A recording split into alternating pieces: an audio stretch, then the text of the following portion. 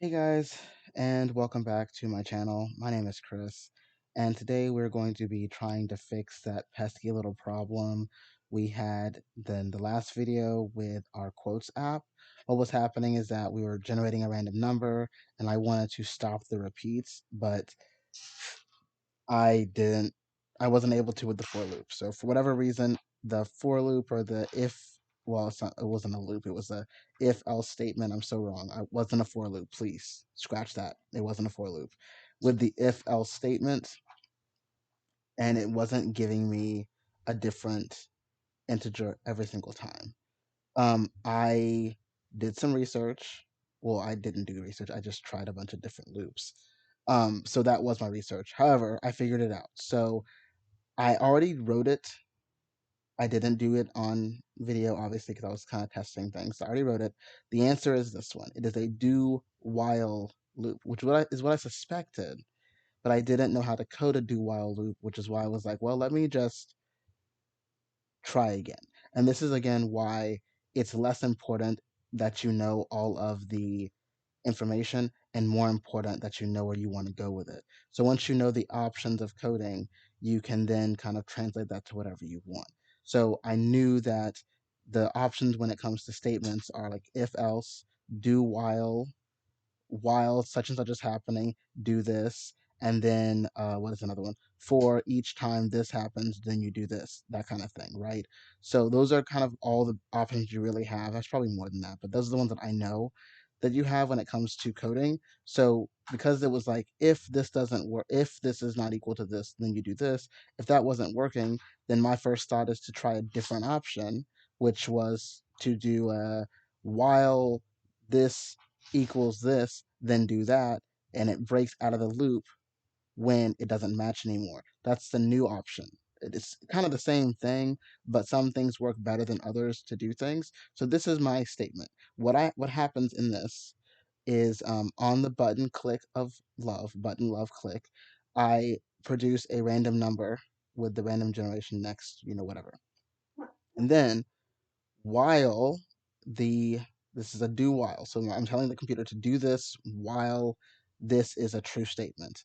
Or this statement is, in existence or whatever you want to say. While the int ran number equals the old number we made last time, the old number, then I want you to regenerate a number.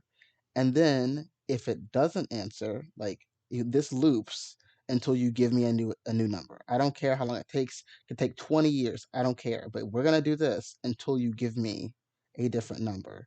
And then um, we loop out of it, we break the loop, and you give me this, and then the old number will be the old number becomes the current random number. Now, there's a different way to do this too. Like if you have to generate multiple numbers, you wouldn't sit here and write like every single old number. You'd have to code like old number one, old number two, old number two, whatever. You wouldn't do that. There's a different way to do that, and I'm not really sure how, but we're not even there yet. So it's a non-issue. We're not doing that right now, so we'll deal with that as it comes to as it comes. Because I think you could actually remove the option from the bank and go from there. But I don't know how to do that, so we're not gonna worry about that. So this is the answer. I don't know that, but well, I don't know how to do that in Visual Basic. I've done it for JavaScript, and I've done it for not JavaScript. I've done it for Java, and I've done it for uh, Swift. But for Visual Basic, I don't know how to do it for Visual Basic, so we won't worry about that until it comes to pass, right? So this is the answer. So what we're going to do is we're just going to do this up on the other two to give me this solution. So instead of doing an if then, an if else, we're going to do a do while, take that off, take this off, take this off, take this off. And now, um, take this off. And then we say loop there. Yep. And now it should do the thing. See if it matches.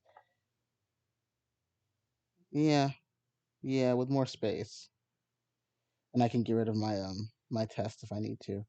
I can like let's just get rid of this. We don't need this anymore. See, we don't need that. Okay, so that's gone. Um, and then let's do the last one down here. the fresh one. We're not fixing anything. So we say do while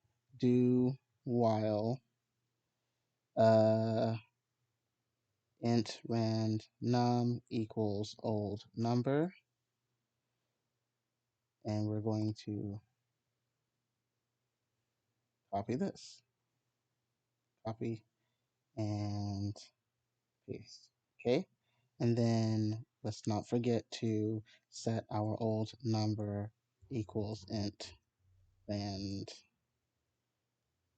boom. Now this should work. Now it should work. So let's build it, debug it, and let's try it.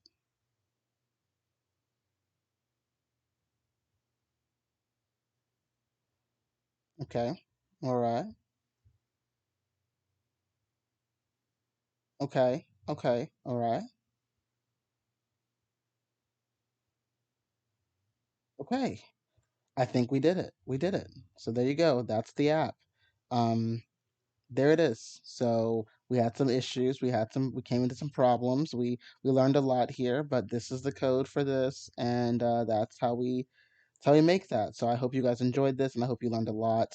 And I hope it helps you understand the process of thinking through code and not just being able to just pop something out and, whatever. Like, I hope this makes you feel like mistakes are okay. I mean, it is what it is. Not that I've been coding for a billion years, but I've been coding for a good little bit. Like, I'm going on like 6 or 7 years now, and I still have issues that come up when I'm doing things, and that's a normal process of learning. So I hope that that helped you, and I hope that this was a rewarding experience, and I hope that you stick around. So if you like this video, give me a thumbs up and subscribe to my channel, and I will see you guys in the next project.